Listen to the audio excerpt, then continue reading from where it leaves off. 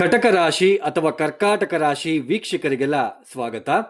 2026 August ತಿಂಗಳಿನ ಕರ್ಕಾಟಕ ರಾಶಿ ಅಥವಾ ಕಟಕ ರಾಶಿಯವರ ಮಾಸ ಫಲಿತಾಂಶಗಳು ಹೇಗಿದೆ ಅಂತ ನೋಡ್ತಾ ಹೋಗೋಣ. ಮೊದಲಿಗೆ ಈ ತಿಂಗಳಿನಲ್ಲಿ ಗ್ರಹ ಸಂಚಾರ ಈ ತರ ಇದೆ. ರಾಹು ಕುಂಭ ರಾಶಿಯಲ್ಲಿ ಸಂಚಾರ, ಶನಿ ವಕ್ರಗತಿಯಲ್ಲಿ ವಕ್ರ ಮಾರ್ಗದಲ್ಲಿ ಮೀನ ರಾಶಿಯಲ್ಲಿ ಸಂಚಾರವನ್ನ ಮಾಡ್ತಾ ಇದ್ದಾರೆ, ಕೇತು ಸಿಂಹ ರಾಶಿಯಲ್ಲಿ ಸಂಚಾರ, ಗುರು ಕರ್ಕಾಟಕ ರಾಶಿಯಲ್ಲಿ ಸಂಚಾರ. ಆದರೆ ಗುರು ಮೌಢ್ಯಮಿ ಅಂದ್ರೆ ಗುರು ಅಸ್ತಂಗತ ಆಗಿದ್ದಾರೆ. ಆಗಸ್ಟ್ 12ನೇ ತಾರೀಕು ಅವರು ಅಸ್ತಂಗತ ತ್ಯಾಗವನ್ನು ಮಾಡ್ತಾ ಇದ್ದಾರೆ. ಇನ್ನು ಕುಜ ಈ ತಿಂಗಳು ಪೂರ್ತಿ ಕೂಡ ಮಿಥುನ ರಾಶಿಯಲ್ಲಿ ಸಂಚಾರವನ್ನು ಮಾಡ್ತಾ ಇದ್ದಾರೆ. ಇನ್ನು ಬುಧ ಆಗಸ್ಟ್ 5ನೇ ತಾರೀಕಿನ ತನಕ ಮಿಥುನ ರಾಶಿಯಲ್ಲಿ ಸಂಚಾರ, ಆಗಸ್ಟ್ 5ನೇ ತಾರೀಕಿನ ನಂತರ ಕರ್ಕಾಟಕ ರಾಶಿಗೆ ಪ್ರವೇಶವನ್ನು ಮಾಡ್ತಾರೆ. ಆಗಸ್ಟ್ 5ನೇ ತಾರೀಕಿನಿಂದ ಆಗಸ್ಟ್ 22ನೇ ತಾರೀಕಿನ ತನಕ ಮಾತ್ರ ಬುಧ ಕರ್ಕಾಟಕ ರಾಶಿಯಲ್ಲಿ ಸಂಚಾರವನ್ನು ಮಾಡಿ ಆಗಸ್ಟ್ 22ನೇ ತಾರೀಕು ಸಿಂಹ ರಾಶಿಗೆ ಪ್ರವೇಶವನ್ನು ಮಾಡ್ತಾರೆ. ಇನ್ನು ಸೂರ್ಯ ಆಗಸ್ಟ್ 17ನೇ ತಾರೀಕಿನ ತನಕ ಅವರು ಕರ್ಕಾಟಕ ರಾಶಿಯಲ್ಲಿ ಸಂಚಾರ, ನಂತರ ಅವರು ಸಿಂಹ ರಾಶಿ ಸ್ವಕ್ಷೇತ್ರ ಆಗಿರ್ತಕ್ಕಂತಹ ಸಿಂಹ ರಾಶಿಗೆ ಪ್ರವೇಶವನ್ನು ಮಾಡ್ತಾ ಇದ್ದಾರೆ. ಇನ್ನು ಶುಕ್ರ ಈ ತಿಂಗಳು ಪೂರ್ತಿ ಕನ್ಯಾ ರಾಶಿ ಅಂದ್ರೆ ನೀಚ ಸ್ಥಾನದಲ್ಲಿ ಬಂದು ಅವರು ಸಂಚಾರವನ್ನ ಪ್ರಾರಂಭ ಮಾಡ್ಕೊಳ್ತಾ ಇದ್ದಾರೆ. ಈ ಎಲ್ಲ ಒಂದು ಗ್ರಹ ಸಂಚಾರ ರೀತ್ಯ ಕರ್ಕಾಟಕ ರಾಶಿ ಅಥವಾ ಕಟಕ ರಾಶಿಯವರಿಗೆ ಮುಖ್ಯವಾಗಿ ನೋಡಿ, ನಿಮಗೆ ನಿಮ್ಮ ಜನ್ಮ ರಾಶಿಯಿಂದ 1, 2, 3, 4, 5 ಪಂಚಮಾಧಿಪತಿ ಮತ್ತು ದಶಮಾಧಿಪತಿ ಆಗಿರ್ತಕ್ಕಂತಹ ಕುಜ ವ್ಯಯಸ್ಥಾನದಲ್ಲಿ ಸಂಚಾರವನ್ನು ಮಾಡ್ತಾ ಇದ್ದಾರೆ.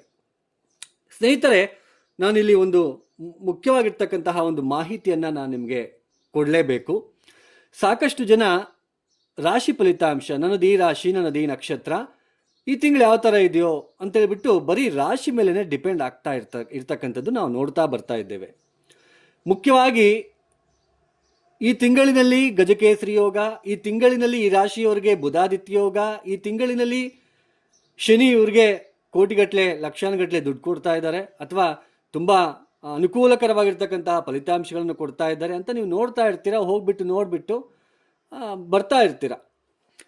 ಆದರೆ ಇಲ್ಲಿ ಮುಖ್ಯವಾಗಿ ರಾಶಿ ಅಂದ್ರೆ ಏನು ನೋಡಿ, ನಿಮ್ದು ಇದು ಕರ್ಕಾಟಕ ರಾಶಿ, ಚಂದ್ರ ಇರ್ತಕ್ಕಂತಹ ಸ್ಥಾನ, ಇದು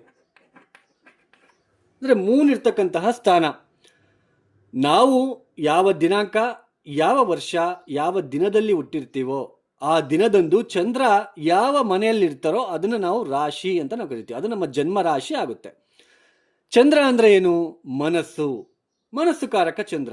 ಅಂದ್ರೆ ಚಂದ್ರನಿಂದ ಗೋಚಾರ ಫಲಿತಾಂಶಗಳನ್ನು ನಾವು ನೋಡ್ತೇವೆ. ಚಂದ್ರ ಅಂದ್ರೆ ನಮ್ಮ ಮನಸ್ಸು ಕಾರಕನಿಂದ ಕೆಲವೊಂದು ಗ್ರಹಗಳು ಕೆಲವೊಂದು ರಾಶಿಗಳಲ್ಲಿ ಕೆಲವೊಂದು ಸ್ಥಾನಕ್ಕೆ ಬಂದಾಗಲೆಲ್ಲ ಸ್ವಲ್ಪ ಮನಸ್ಸಿನ ಮೇಲೆ ಪ್ರಭಾವ ಬೀರ್ತಾ ಹೋಗುತ್ತೆ.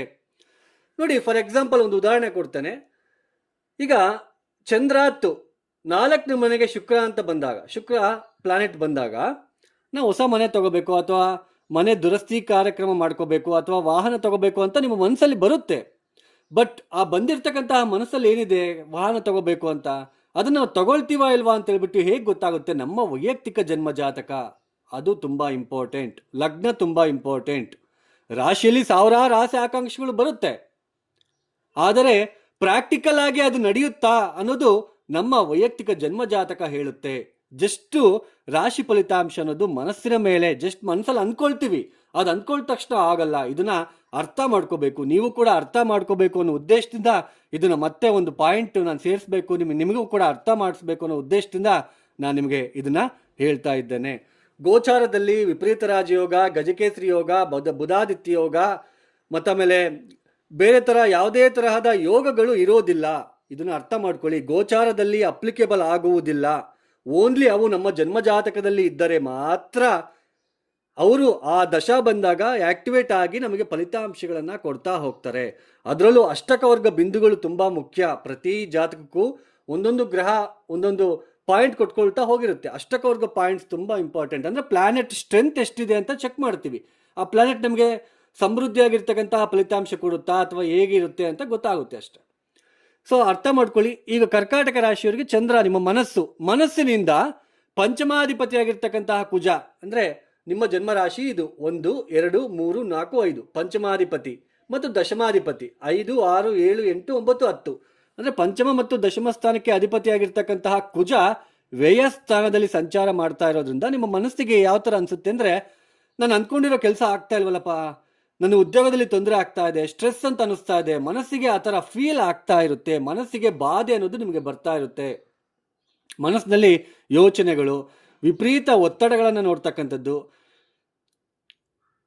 ನಾವು ಏನೇ ನಾನು ಅಂದ್ಕೊಂಡಿದ್ರು ಅದು ಆಗ್ತಾ ಇಲ್ಲ ಅಂತಕ್ಕಂಥದ್ದು. ಹಾಗೆ ಮುಖ್ಯವಾಗಿ ಯಾವುದೇ ಇನ್ವೆಸ್ಟ್ಮೆಂಟ್ ಆಗಿರ್ಬೋದು, ನೀವು ಆಲ್ರೆಡಿ ಇನ್ವೆಸ್ಟ್ಮೆಂಟ್ ಮಾಡಿರ್ತಕ್ಕಂಥವ್ರಾಗಿರ್ಬೋದು, ಹೊಸದಾಗಿ ಇನ್ವೆಸ್ಟ್ಮೆಂಟ್ ಮಾಡೋರಾಗಿರ್ಬೋದು, ಸ್ವಲ್ಪ ಹುಷಾರಾಗಿರಬೇಕು. ಸ್ವಲ್ಪ ಚಿಂತೆಗಳು ಜಾಸ್ತಿ ಬರ್ತಾ ಇರುತ್ತೆ. ಇದರ ಜೊತೆಯಲ್ಲಿ ನಿಮ್ಮ ಜನ್ಮರಾಶಿಯಿಂದ ದ್ವಿತೀಯ ಸ್ಥಾನದಲ್ಲಿ ಕೇತು. ನಿಮ್ಮ ಮನಸ್ಸಿಗೆ ಅನ್ನಿಸ್ತಾ ಇರುತ್ತೆ, 2ನೇ ಮನೇಲಿ ಕೇತು ಇರೋದ್ರಿಂದ ಫ್ಯಾಮಿಲಿ ಡಿಸ್ಅಟ್ಯಾಚ್ಮೆಂಟು, ಫ್ಯಾಮಿಲಿ ಬಗ್ಗೆ ಈ ಸಮಯದಲ್ಲಿ ನೀವು ಪ್ರಿಫರೆನ್ಸ್ ಕೊಡಲ್ಲ. ಆಮೇಲೆ ಹಣಕಾಸಿನ ವಿಚಾರದಲ್ಲಿ ತೊಂದರೆಗಳು, ಖರ್ಚುಗಳು ಜಾಸ್ತಿ, ಆಮೇಲೆ ರ್ಯಾಶ್ ಆಗಿ ಮಾತನಾಡ್ತಕ್ಕಂಥದ್ದು, ಊಟ ಮಾಡೋಕ್ಕೂ ಮನಸ್ಸು ಬರಲ್ಲ.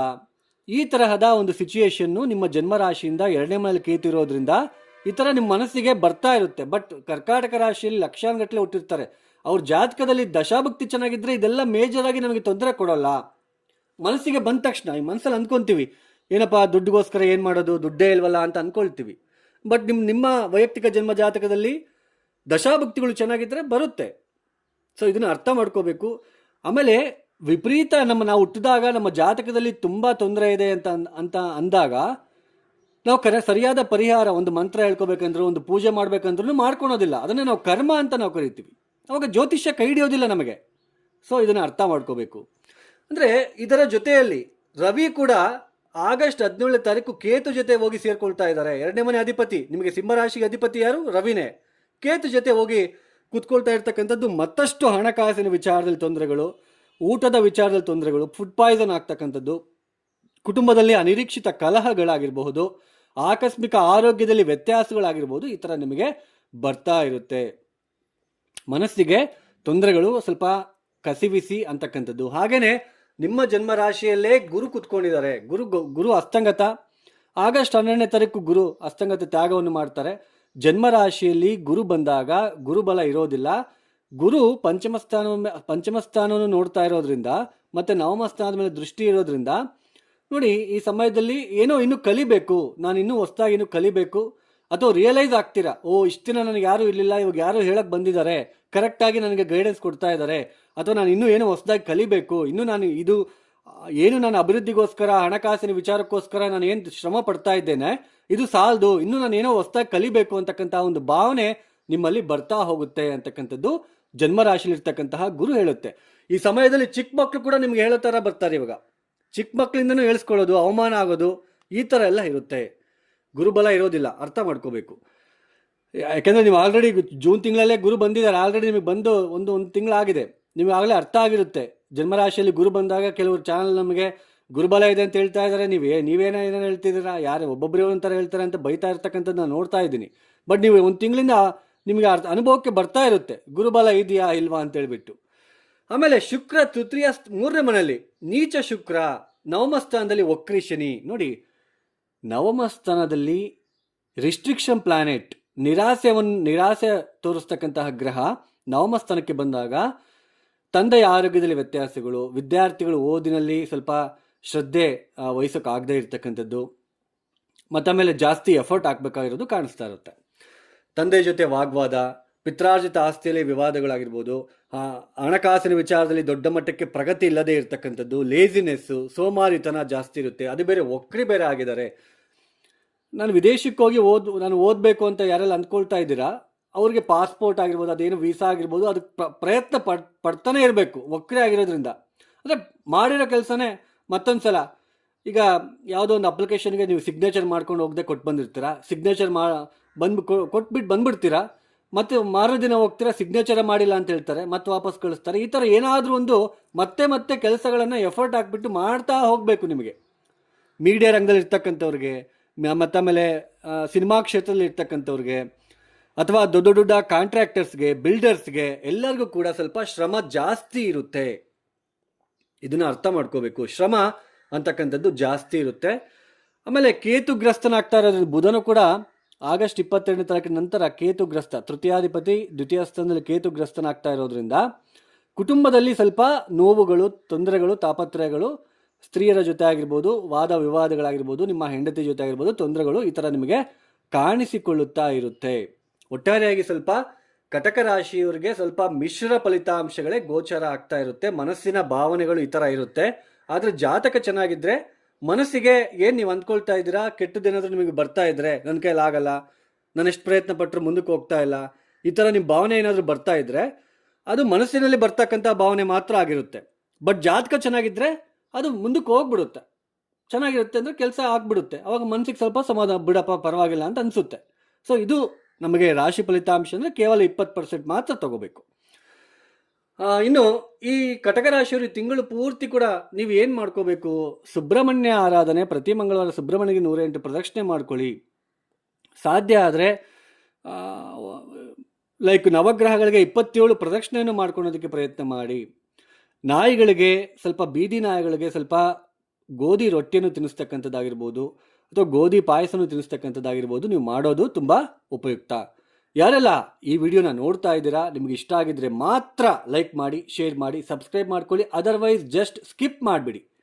ಸರ್ವೇ ಜನ ಸುಖಿನೋ ಭವಂತು. ಧನ್ಯವಾದಗಳು. ಜೈ ಶ್ರೀರಾಮ್.